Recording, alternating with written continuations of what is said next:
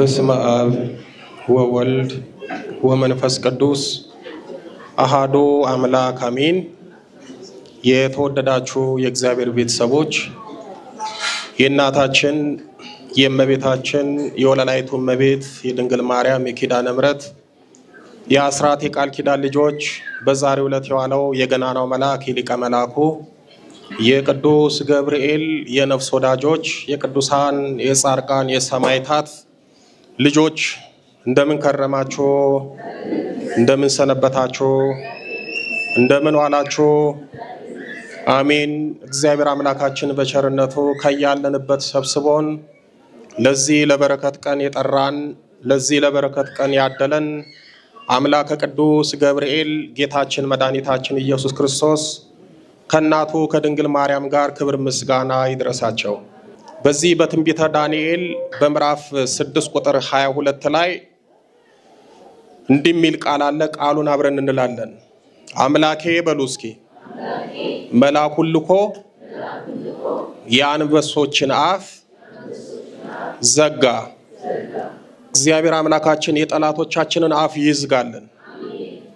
ነቢየ እግዚአብሔር ቅዱስ ዳንኤል ችግር ውስጥ በወደቀበት ሰዓት፣ ታስሮ በጉድጓድ ውስጥ በታሰረበት ሰዓት የሚረዳው የሚያግዘው የሚደርስለት ሰው ባጣ ሰዓት፣ ሰው እያለው ሰው በሌለበት ሰዓት ይሄ የእግዚአብሔር ሰው ነቢየ እግዚአብሔር ቅዱስ ዳንኤል ከወደቀበት በመከራ ካለበት ይልቁንም ደግሞ ከተከበበበት አንበሳ እግዚአብሔር እንዲያድነው እንዲታደገው ወደ እግዚአብሔር ለመነ፣ እግዚአብሔርን ተማጸነ። በዚህን ሰዓት እግዚአብሔር አምላክ ከሰባቱ ሊቃነ መላእክት በሁለተኛ ማዕረግ ላይ የሚገኘውን ይህንን ገናና መልአክ ቅዱስ ገብርኤልን ላከለትና ታደገው። ከአንበሶችም አፍ አስጣለው።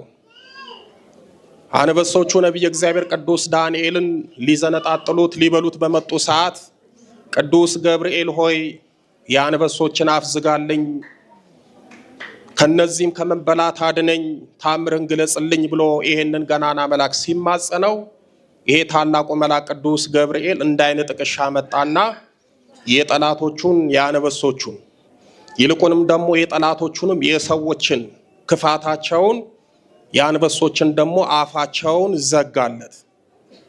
ይበላል፣ ይቦጫጨቃል፣ ይዘነጣጠላል ተብሎ የተጣለው ዳንኤል ሊበሉት የመጡት አንበሶች ጭራሽ እየላሱት እያጫወቱት እየሰገዱለት የራሱ ጠላቶች እንግዲህ ተመለከቱ ማለት ነው። በዚህን ሰዓት ዳንኤል እጅግ በጣም ደስ አለውና አምላኬ አለ። ማን አለ? አምላኬ አለ። ሁላችንም በጸሎታችን ውስጥ አምላኬ ብለን እንጠራለን አይደል? እግዚአብሔር አምላክ ለኛ አምላካችን ነው። ስለዚህ ዳንኤል አምላኬ መልአኩን ላከና የአንበሶችን አፍ ዘጋ አለ። ዛሬ ብዙ ጠላቶች አሉ፣ የክፋት አፋቸውን የሚከፍቱ የተንኮል አፋቸውን የሚከፍቱ እናንተን በክፋት ለመጣል ብዙ ርቀት የሚሄዱ ሰዎች አሉ። እንደዚህ አይነት ፈተናና ችግር ውስጥ የወደቀን ሰዎች እንደ ዳንኤል ይህንን ታላቁን መልአክ ጠርተን ቅዱስ ገብርኤል ሆይ የጠላቶቼን አፍ ዝጋ፣ ጠላቶቼን አሳፍርልን ካል ይሄ ታላቁ መልአክ ቅዱስ ገብርኤል ይዘጋል። ምክንያቱም ጸጋው፣ ሹመቱ፣ በረከቱ፣ ስራው ይሄ ስለሆነ እግዚአብሔር አምላክ በጠላቶቻችን ላይ እንድንሰለጥን ያደረገን ቅዱስ ገብርኤልን ሰጥቶን ነው። እኛ ስጋ ለባሽነን በራሳችን ምንም የምናደርገው ነገር የለም። ነገር ግን እንደነዚህ አይነት ቅዱሳን መላእክትን ይዘን መሻገር እንችላለን፣ ማለፍ እንችላለን፣ የጠላቶቻችንን አፍ ማዘጋት እንችላለን። ስለዚህ ነቢየ እግዚአብሔር ቅዱስ ዳንኤል አምላኬ መልአኩን ልኮ የአንበሶችን አፍ ዘጋ አለ። በዛሬው ዕለት ሐምሌ 19 ቀን እግዚአብሔር አምላካችን ይህንን ታላቁን መልአክ ልኮ የጠላቶቻቸውን አፍ የዘጋበት ያሳፈረበት፣ እናቱን ቅድስት ኢየሉጣንና ሕፃኑ ቂርቆስን ደግሞ ከእሳት ያወጣበት ታላቅ ቀን ነው። እንደምታውቁት ቤተክርስቲያናችን ይህንን ታላቁን መልአክ በዓመት 2 ጊዜ በሰፊው ታከብራለች፣ ታነግሳለች። የመጀመሪያው ታኅሳስ 19 ቀን ነው። ይሄ ቀን ደግሞ ሰለስቱ ደቂቅን ወይም ደግሞ ሶስቱን ወጣት አናንያ፣ አዛርያ፣ ሚሳኤል የሚባሉትን ከእሳት ተጥለው ያወጣበት ነው። ይሄ ታሪክ በመጽሐፍ ቅዱስ በተለይም ደግሞ በብሉይ ኪዳን ዘመን የተደረገ ታሪክ ነው። በትንቢተ ዳንኤል በምዕራፍ 3 ጀምሮ ሙሉ ታሪኩን ታገኙታላችሁ። ቤታችሁ ስትገቡ ማንበብ ትችላላችሁ። ናቡከደነጾር የተባለ አላዊ ንጉስ ቁመቱ 60 ክንድ ወርዱ ደግሞ 6 ክንድ የሆነ የወርቅ ምስል አቁሞ እነዚህን ሶስቱን ወጣት ለጣዖት ስገዱ እግዚአብሔርን ካዱ ባላቸው ሰዓት የለም እኛ እግዚአብሔርን አንክድም ለጣዖት አንሰግድም በማለት በብዙ መከራና ፈተና አልፈው በመጨረሻ በእሳት ውስጥ በተጣሉ ጊዜ ይሄ ታላቁ መልአክ ቅዱስ ገብርኤል መጥቶ ከዛ ከእሳት አዳናቸው፣ ወይም ደግሞ አራተኛ ሰው መስሎ ታይቶ ታደጋቸው። በጣም የሚደንቀው የታኅሳስ ቅዱስ ገብርኤል ክብረ በዓሉ በመጽሐፍ ቅዱስ የተጻፈና የተከተበ የተቀመጠ ነገር ነው። በትንቢተ ዳንኤል በምዕራፍ 3 ጀምሮ እንደነገርኳችሁ እዛ ላይ ማየትና መመልከት ይቻላል። ይሄ በዘመነ ብሉይ ኪዳን የተደረገ ታምርና ታሪክ ነው። ነገር ግን ዛሬ የምናከብረው በብሉይ ኪዳን ዘመን ያልተደረገ በሐዲስ ኪዳን ይልቁንም ደግሞ በዘመነ ሰማዕታት ጌታችን መድኃኒታችን ኢየሱስ ክርስቶስ ተሰቅሎ ከሞተና ካረገ በኋላ በቤተ ክርስቲያናችን ዘመነ ሰማዕታት የሚባል ጊዜ አለ። ያ ጊዜ ደግሞ ብዙ ሰማዕታት የተገደሉበት፣ አብያተ ክርስቲያናትና ገዳማት የፈረሱበት፣ ምዕመናንና ምዕመናት ክርስቲያኖች ደግሞ ሀገራቸውን፣ ቤታቸውን፣ ቀያቸውን ጥለው የተሰደዱበት፣ በሰው ሕሊናና ልቦና የማይታሰብ መከራ የተቀበሉበት ጊዜ ነበረ። በዘመነ ሰማዕታት እንግዲህ ገድለ ቅዱሳንን ስንመለከት ከምናገኛቸው ገድላት ውስጥ አንዱ በዛሬው ዕለት ስማቸውን የጠራናቸው የእናታችን የቅድስት ኢየሉጣና የሕፃኑ የቅዱስ ቂርቆስ ገድል ነው። እንግዲህ እነዚህ ልጅና እናት ሮም በአሁኗ ደግሞ በጣሊያን አንጌቤን በምትባል ሀገር ነበር የሚኖሩት። በዛ ሀገር እጅግ በጣም እግዚአብሔርን የማይፈራና የማያፍር ክርስቲያኖችን የሚያሳድድ የሚጨፈጭፍ አብያተ ክርስቲያናትን የሚያፈርስ ለክርስቲያኖች ማዕትና መቅሰፍት የነበረ እለእስክንድሮስ የሚባል አላዊ ንጉስ ተነስቶ ነበረ። በዛን ዘመን ብዙ ክርስቲያኖች ክርስቲያን በመሆናቸው ብቻ ጌታችን መድኃኒታችን ኢየሱስ ክርስቶስን በማምለካቸው ብቻ ብዙ መከራና ፈተና ስደት ይደርስባቸው ነበረ። ይህ ስደትና ፈተና መከራ ከደረሰባቸው ሰዎች አንዱ ሕፃኑ ቂርቆስና ቅድስት ኢየሉጣ ናት። መከራውን ፈተናውን የመጣውን ማይበል እነሱም እንደሰው ፈርተው ሸሽተው እስኪ ይሄ ፈተና ጊዜ እስኪያልፍልን ድረስ ዞር እንብል፣ ፈተናው የሚለፍ ፈተናው ካለፈ በኋላ እንመጣለን፣ ክርስትና ሕይወታችንን እንቀጥላለን ብለው ከሮም ተነስተው አንጌቤን ከሚባል ሀገር ተነስተው ወደ ጠርሴስ ወደምትባል ሀገር ሄዱ።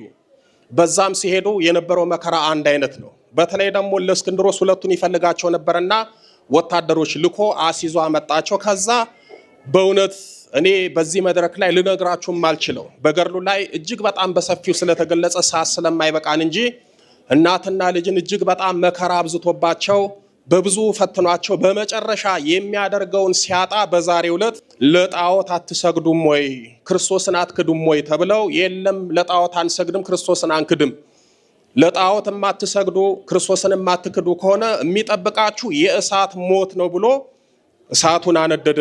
ከዛ በኋላ እነዚህን እናትና ልጅ በዛ በእሳት ውስጥ ጣላቸው።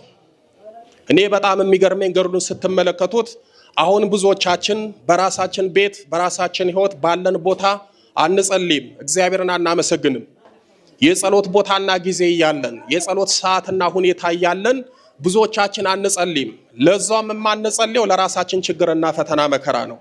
እግዚአብሔር እንዲምረን እንዲያድነን ችግራችንን እንዲፈታልን ሕይወታችንን እንዲያስተካክልልን የራሳችን ምቀኞች ሆነን አንጸልይም።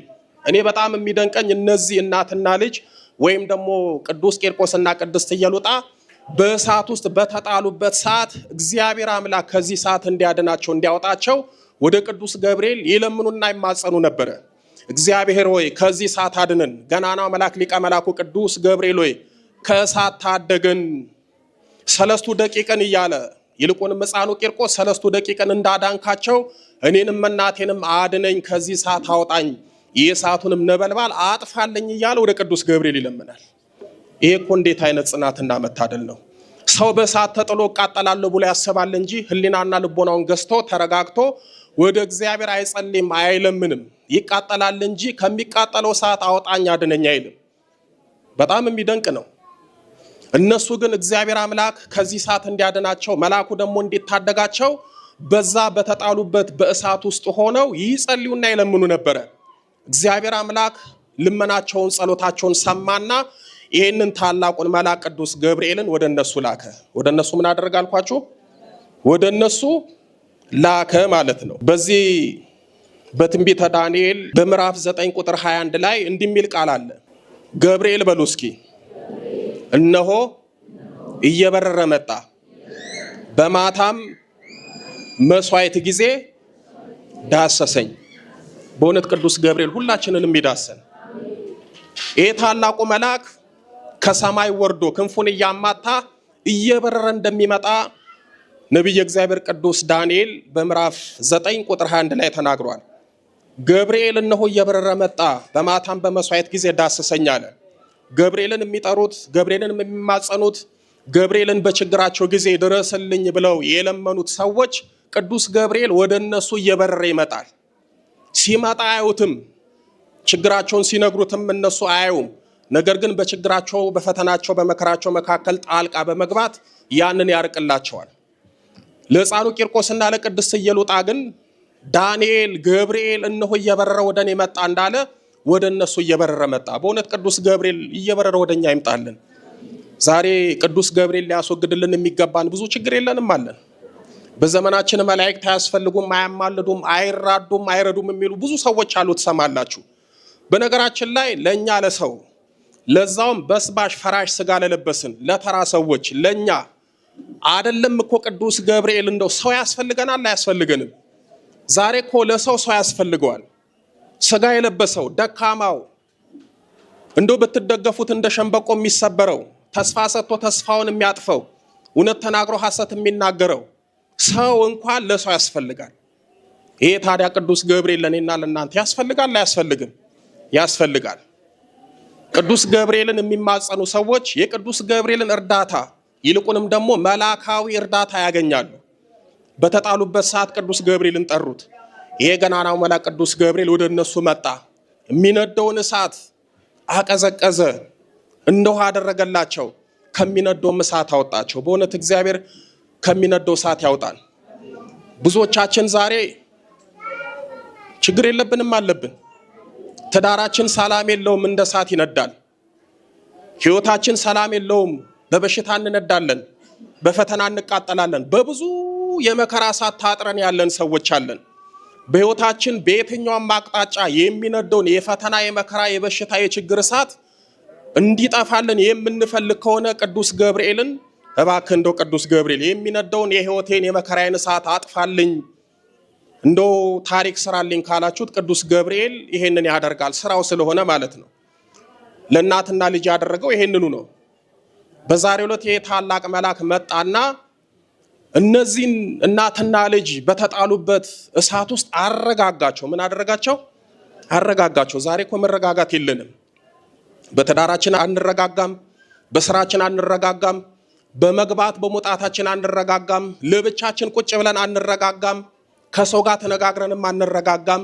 መረጋጋት የለም። እኛም አንረጋጋም፣ ልጆቻችንም አይረጋጉም። የሚያረጋጋው መንፈስ ከኛ ተለይቷል። ስለዚህ ሁላችንም በቃ እንንቀዠቀዣለን። አንድ ነገር ተረጋግተን ማሰብና መወሰን እስከማንችልበት ደረጃ ላይ ደርሰናል። ይህንን ታላቁን መልአክ ቅዱስ ገብርኤልን የምትማጸኑ ሰዎች አንዱ በሕይወታችሁ የምታተርፉት መረጋጋት ነው። በነገራችን ላይ መረጋጋት ሲባል ቀላል ነገር እንዳይመስላችሁ። ለምሳሌ እንደው አሁን በቀላሉ ልንገራችሁ።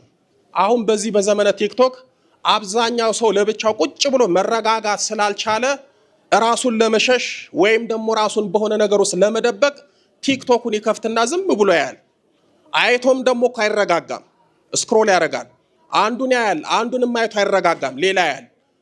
ቀኑን ሙሉ ሌሊቱን ሙሉ ሳይረጋጉ የማያረጋጋ ነገር እያዩ ሳይረጋጉ የሚኖሩ ሰዎች አሉ። እነዚህን ሰዎች ወደ አንድ ገዳም ወስዳችሁ አይደለም ለ3 ቀን ለ3 ሰዓት ቁጭ ብታረጓቸው ያብዳሉ። መረጋጋት ሲጠፋ አንድ ቦታ ቁጭ ብለን ስለ ራሳችን ማሰብ አንችልም። በነገራችን ላይ ብዙ ሰዎች ስለማይረጋጉ እንደው ለችግራቸው ቤተክርስቲያን ገብተው ጸሎታቸውን አድርገው ወይም ደግሞ ጸሎታቸውን እስኪያደርጉ ድረስ መረጋጋት አቅቷቸው ጸሎታቸውን የሚተው ሐሳባቸው የሚበታተንባቸው ጸሎታቸውን ከጨረሱ በኋላ ለ10 ለ15 ደቂቃ ቁጭ ብለው በልቦናቸው በህሊናቸው ከእግዚአብሔር ጋር ለመነጋገር ለመመካከር ጊዜ ያጡ መረጋጋት ያቃታቸው ቤተክርስቲያንን እብስ ብሎ የሚወጡ በጣም እልፍ ሰዎች አሉ። በሚያረጋጋው ቦታ የማይረጋጉ ብዙ ሰዎች አሉ። የሚያረጋጋንን መንፈስ ቅዱስ ስናጣ በቤተክርስቲያን ውስጥ መረጋጋትን እናጣለን። የሚያረጋጋው ቦታ መረጋጋት ያቅተናል። እና እኔ ደንቀኛል አንዳንዴ አሁን ከቅዳሴ ስንወጣ እንደው በቃ ሰው እቱ በሰላም እስኪባል አይጠብቅም። ንቅል ብሎ ብር ብሎ ግር ብሎ ይሄዳል። ወይ ጉድ እላለሁ። ሰው በዚህ ደረጃ ነው ከራሱ ጋር የተጣላው? ሰው በዚህ ደረጃ ነው እግዚአብሔር ቤት መጥቶ ተረጋግቶ መሄድ እንደው ያልቻለው እያልኩ በጣም ይገርመኛል። እና መረጋጋት ያቅተናል። በሕይወታችሁ መረጋጋት ያቃታችሁ ሰዎች ይሄንን መልአክ ቅዱስ ገብርኤልን ተማጸኑት። አረጋጊ መልአክ ነው፣ አጽናኝ መልአክ ነው፣ ያረጋጋል። ታውቃላችሁ አይደል? እመቤታችን ድንግል ማርያምን አበሰራት፣ አረጋጋት፣ ብዙ ነገር አደረጋት። እንደውም ስለ እመቤታችን ካነሳን ዘንድ በዚህ በሉቃስ ወንጌል በምዕራፍ 1 ቁጥር 27 ጀምሮ መልአኩም ወደ እርሷ ገብቶ ደስ ይበልሽ አላት። ምን አላት? ደስ ይበልሽ አላት። አረጋጋት፣ ደስታን ሰጣት። ደስታ ስለነበራት እመቤታችን ደስ ይበልሽ ብሎ ቅዱስ ገብርኤል አረጋጋት፣ ሰላምታ ሰጣት። ከዛም በኋላ ጸጋን የተሞላሽ ሆይ ጌታ ካንቺ ጋር ነው፣ አንቺ ከሴቶች መካከል የተባረክሽ ነሽ አላት። ሰላምታውን አቀረበላት። ከዛ በኋላ እመቤታችን የእግዚአብሔርን ጸጋ እንደተመላች፣ የእግዚአብሔርን ጸጋ እንደታደለች፣ የእግዚአብሔርን ጸጋ እንደያዘች ይሄ ገናናው መልአክ ጸጋን የተሞላሽ ብሎ ነገራት። ዛሬኛ ምንድነው የሞላን? እስኪ እንደው ጸጋ እግዚአብሔር ነው በውስጣችን የሞላው፣ ሰላም እግዚአብሔር ነው በውስጣችን የሞላው፣ ፍቅርና አንድነት ክብር ነው በውስጣችን የሞላው። ምንድነው እስኪ የሞላው? በእውነት ክፉ መናፍስት ነው አይደል ውስጣችን የሞሉት? ክፉ ሐሳብ ነው ውስጣችን የሞላው። አንዳንዶቻችን ከጸጉር እስከ ጥፍር የዝሙት መንፈስ ሞልቶ ተቆጣጥሮ የሚያሰቃየን ሰዎች አለን። የዝሙት ሐሳብና ዝሙት ብቻ የተሞላን ሰዎች አለን። ያንን እያሰብን የምንጨነቅ የምንሳቀቅ ግራ የምንጋባ ብዙ ሰዎች አለን። እመቤታችን ግን ጸጋ እግዚአብሔር ነው የተሞላችው። አንዳንዱ ሰላም ማጣትን መረበሽን የተሞላ አለ። ራሱ ተጨንቆ ራሱ ተረብሾ ትዳሩን ይረብሻል፣ ልጆቹን ይረብሻል፣ አጠገቡ ያለውን ቤተሰብ ይረብሻል። ተረብሾ ለሌሎቹ የመረበሽ ምክንያት ይሆናል። ምክንያቱም መንፈስ ቅዱስ ውስጣችን ስላልመላ። እመቤታችን ግን ጸጋ እግዚአብሔር የሞላባት ናት። ዛሬ እስኪኛ ምንድነው የሞላን? አንዳንዱ ክፋት ነው የሞላበት፣ አንዳንዱ ተንኮል ነው የሞላበት፣ አንዳንዱ ሸር ነው የሞላበት፣ አንዳንዱ አንዱን እንዴት እንደሚጥል ክፉ ሐሳብ ነው የሞላበት፣ አንዳንዱ ደግሞ እከሌ ከሌት እንዴት በለጠችን ብሎ ምቀኝነት ነው የሞላበት። እኔ ገርመኛል። በአሁን ሰዓት እኮ ምቀኝነቱ ከቤተ ክህነትም ከቤተ መንግስትም ከቤትም ከማህበረሰብም ሞልቶ ተርፎ ሰፍኖ ይኸው ችግር ውስጥ ገብተናል። ምቀኝነትና ክፋት ከአፍ እስከ ገደፍ የመላበት ዘመን ቢኖር ይሄ ዘመን ነው። አብዛኛው ሰው ችግር ውስጥ ገብቷል። የገዛ ጓደኛው የገዛው ቤተሰቡ ምቀኛ ሆንበታል። ጥሩ ነው ብላችሁ የተጠጋችሁት ሰው ከትንሽ ጊዜ በኋላ ሌላ ሰው ሆኖ ታገኙታላችሁ። ምክንያቱም የምንጠጋቸው ሰዎች ጸጋ እግዚአብሔር የሞላቸው ሳይሆን ክፋት የሞላቸው ክፉ መንፈስ የሞላቸው ነው። አንዳንዶቻችን ደግሞ ምንም በማናውቀው የቤተሰቦቻችን ዛር ሞልተውናል።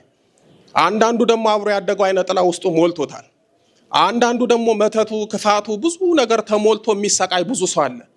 እመቤታችንን ግን ቅዱስ ገብርኤል ጸጋን የተመላሽ ብሎ አረጋጋት። በእውነት እግዚአብሔር አምላክ የሚያረጋጋውን መልአክ ለሁላችንም ይላክልን። እርሷን ባየችው ጊዜ ከንግግሩ የተነሳ በጣም ደነገጠች ይላል።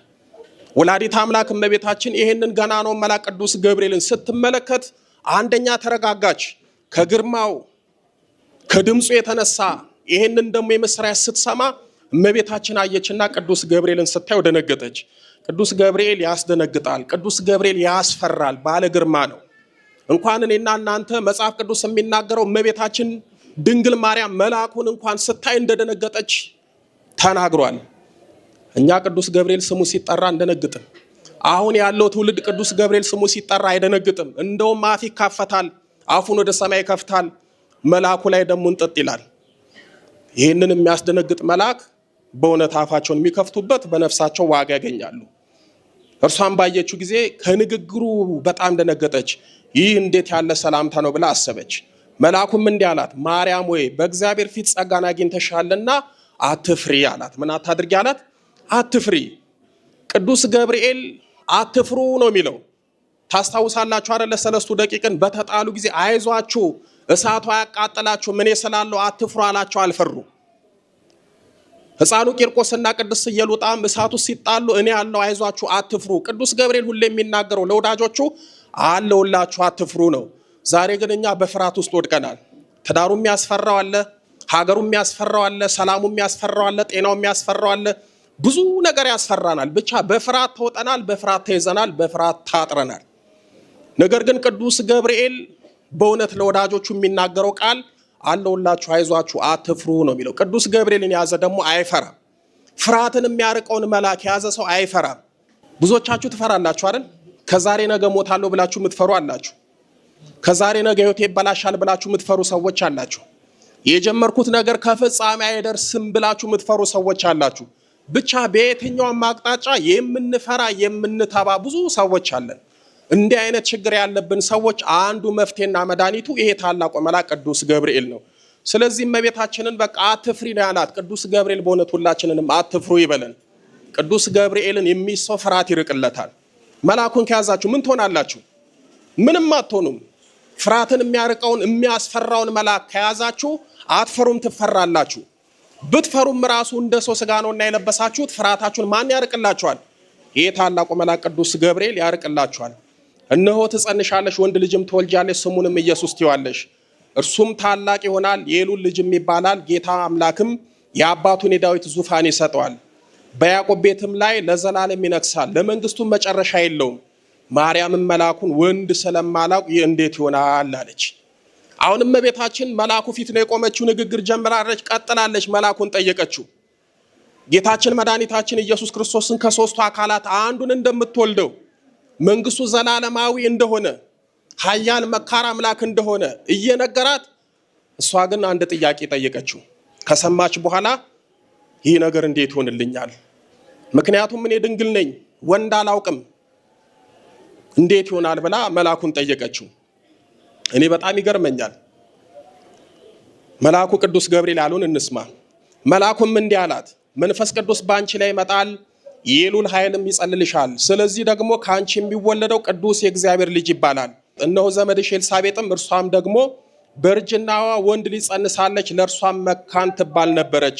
ይህ 6 ወር ሆነ፣ ለእግዚአብሔር የሚሳነው ነገር የለምና አለ። በጣም ነው የሚደንቀው። ቅዱስ ገብርኤል እመቤታችንን ለማሳመን የሄደበትን ርቀት ስትሄዱ በጣም ነው የሚደንቀው። እንዴት አይነት መዋደድና መከባበር ነው! ቅዱስ ገብርኤል መጣ፣ ነገራት። ወንድ አላውቅም አለች። ከዛ እንድታምን ብሎ ነገራት። አሁን ለዘካርያስ እንደዚህ ብሎ አላስረዳውም፣ አልነገረውም። በአንቺ ላይ መንፈስ ቅዱስ ይመጣል፣ የሚወለደውም በግብረ መንፈስ ቅዱስ ነው። ከዛስ አስቀድማ ከአንቺ በፊት የነበረችው ኤልሳቤጥ ዘመድሽ፣ እሷ ደግሞ መካን ነበረች፣ ልጅ የላትም። ካረጀች ካፈጀች በኋላ ጸነሰች። ስለዚህ እግዚአብሔር የሚሳነው ነገር እንደሌለ በዚህ ወቂ፣ በዚህ ተረጅ እያለ እመቤታችንን እያባበላት ለማስረዳት ይሞክር ነበረ። ወደ ዘካርያስ ሲመጣ ግን እንደዚህ አላደረገም። ካህኑ ዘካርያስ ልጅ አልነበረውም። በቤተ መቅደስ እያጠነ በነበረበት ሰዓት እግዚአብሔር አምላክ የተባረከ የተቀደሰ ልጅ እንዲሰጠው ይለምናል፣ መስዋዕት ያሳርጋል፣ ዕጣኑን ያጥናል። ከዕለታት አንድ ቀን ካህኑ ዘካርያስ በቤተ መቅደስ ዕጣን በሚያጥንበት መስዋዕት በሚያሳርግበት ሰዓት ይሄው መልአክ ቅዱስ ገብርኤል ወደሱ መጣ። ከመጣ በኋላ እነሆ ዘካርያስ እግዚአብሔር ጸሎትን ልመናን ሰምቷል፣ ወንድ ልጅ ትወልዳለህ፣ ስሙንም ዮሐንስ ትለዋለህ ብሎ እስከ ስሙ ምልክት ሁሉ ሲነግረው ካህኑ ዘካርያስ ምን አለ? እነሆ እኔ አርጅቻለሁ፣ ሚስቴም አፍጅታለች፣ ልማደ አንስት ቀርቷል። እኔ እንዴት ይሆንልኛል? ያንተ የምትነግረኝ ነገር የሚሆን ነገር ስላልሆነ ለማመን ለመቀበል ይቸግረኛልና እንዴት ይሆናል ብሎ መልአኩን ሲጠይቀው የነገርኩህን ነገር እስክታምን ድረስ አንደበትህ ዲዳ ይሁን ብሎ ቅዱስ ገብርኤል አንደበቱን ዘጋና ሄደ። ቅዱስ ገብርኤል ማድረግ የነበረበት የምስራቹን ስበክ፣ ተናገር፣ አጽናናው፣ ንገረው ነበረ። ካህኑ ዘካርያስ የቅዱስ ገብርኤልን መልአካዊ ብስራት ሲሰማ ያለማመን ችግር ውስጥ ወደቀ። ያላመነው በ3 ምክንያት ነው። የመጀመሪያው ራሱ አርጅቷል፣ አፍጅቷል። ሁለተኛ ሚስቱ አርጅታለች። ከማርጀት ደግሞ አልፋ ተርፋ ደግሞ ልማደ አንስት ደግሞ ከሷ ቀርቷል። ሶስተኛ ደግሞ እሱ በነበረበት ዘመን አይደለም መልአክ ተገልጦ ለሕዝብ ታይቶ የምስራች ሊናገርና ሊያረጋጋ ቀርቶ በጎ ህልምና ራእይ ከሰዎች ዘንድ ርቆ ስለነበረ በእነዚህ በ3ቱ ምክንያት ዘካርያስ የቅዱስ ገብርኤልን የምስራች ሰምቶ ለመቀበል ተቸገረ። ስለዚህ መልአኩ አንደበቱን ዘጋና ሄደ። በጣም የሚደንቀው ደግሞ እግዚአብሔር አምላክ ቅዱስ ገብርኤልን ወደ ድንግል ማርያም ሲልክ ምንድን ያለው? አስቀድመ ካህኑ ዘካርያስን አንደበቱን ዘግተ ዲዳ እንዳደረግ ለሷ እንደዚህ እንዳታደርግ፣ እንዳታሳዝናት፣ እንዳታስቀይማት ሰላምታ እየሰጣት ቀስ ብላ አግባብተ ንገራት። ምክንያቱም የሚነገረው ከሰው ሊናና ልቦና በላይ ነው። ምክንያቱም የምትወልደው ከሶስቱ አካላት ነው። ከሶስቱ አካላት ቢሆንም ደግሞ ያለ ዘር ነው። ይሄ በጣም የረቀቀ መለኮት ሚስጥር ስለሆነ ይሄንን ስትነግራት ቀስ ብለ ንገራት፣ አስረዳት አለው። ከዛ ደግሞ ካህኑን ዘካርያስ ረግም አንደበቱን ዲዳ እንዳደረግ እሷን አታሳዝናት አለው። አሁን ቅዱስ ገብርኤል ወደ እመቤታችን ሲመጣ ሰላምታ ሰጣት። ጸጋን የተመላሽ እግዚአብሔር ካንቺ ጋር ነው እያለ ነገራት። ከነገራት በኋላ የመጨረሻ ደግሞ የማስረገጫ የማሳመኛ የእምነት ቃል የተናገረው ቅዱስ ገብርኤል ቁጥር 37 ላይ ለእግዚአብሔር የሚሳነው ነገር የለም አለ። ምን አለ? ለእግዚአብሔር የሚሳነው ነገር የለም። አሁን ብዙዎቻችን ለእግዚአብሔር የሚሳነው ነገር ያለ ይመስለናል አይደል? ለሐኪሞች የማይቻል ልብ ክቡ ጆሮ ጭው የሚያደርግ በሽታ ስንሰማ የምንድን አይመስልንም። እግዚአብሔር እኛን ማዳን የሚቻለው አይመስልንም።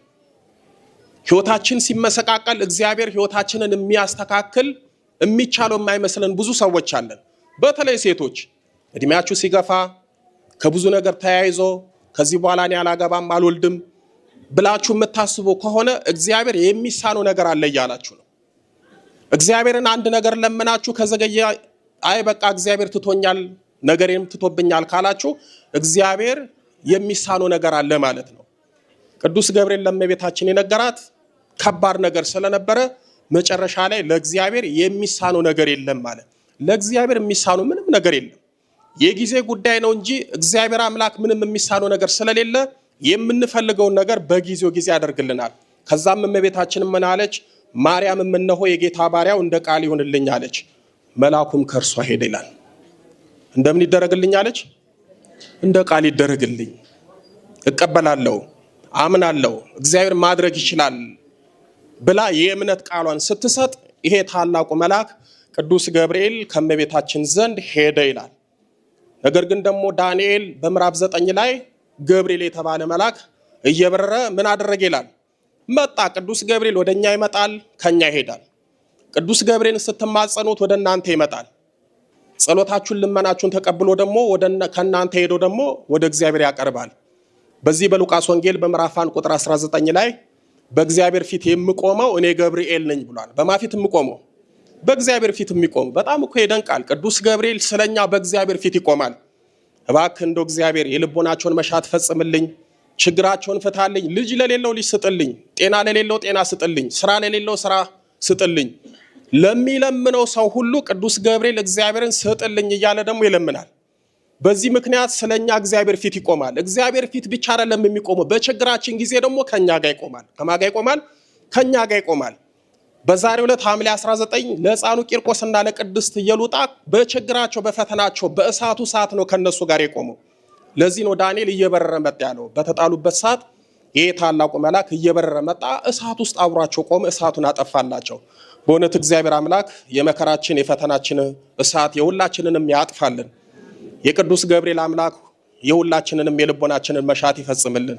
ጸሎታችንን፣ ልመናችንን፣ ዝክራችንን ተቀብሎ በእውነት የልቦናችንን መሻት ፈጽሞ ቅዱስ ገብርኤል እንዲያደረገልኝ ይሄንን አሳካልኝ ይሄንን ሰጠን ብለን የምንናገርበትን ጊዜና ታምሩን ለሁላችንም የሚያድልን የቅዱስ ገብርኤል ጸሎትና በረከት ጥበቃ ከሁላችን ጋር ይሁን። ወስብሐት ለእግዚአብሔር ወለወላዲቱ ድንግል ወለመስቀሉ ክቡር። ይቆየን።